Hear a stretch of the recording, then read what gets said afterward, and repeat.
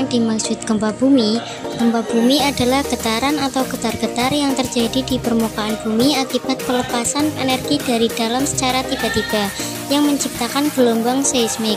Gempa bumi biasa disebabkan oleh pergerakan kerak bumi yang disebut lempeng bumi. Mengapa gempa bumi dapat terjadi?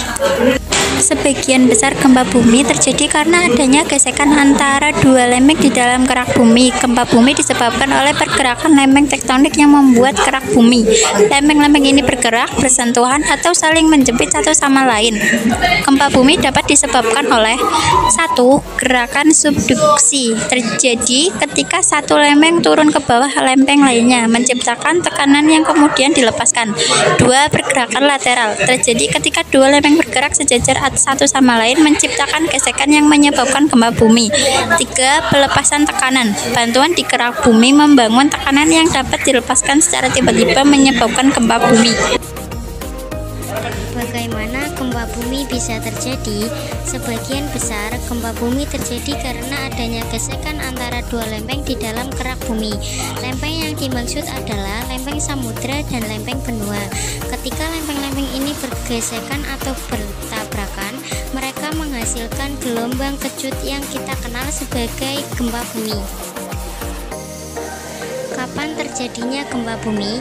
Ketika satu lempeng turun ke bawah lempeng lainnya, menciptakan tekanan yang kemudian dilepaskan. Di mana gempa bumi terbesar di Indonesia? Salah satu gempa bumi terbesar di Indonesia terjadi di Aceh pada tanggal 26 Desember 2004. Gempa bumi ini berkekuatan 9,1 skala Richter dari dasar Samudra Hindia dengan kedalaman 30 km. Lempeng Hindia yang disubduksi oleh lempeng Burma. Solusi mencegah gempa bumi: 1. Berhenti di tempat aman dan nyalakan lampu hazard. 2.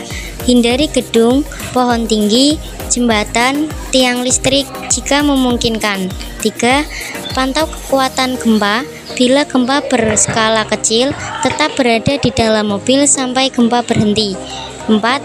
Bila gempa berskala besar, keluar dari mobil dan cari tempat berlindung yang aman.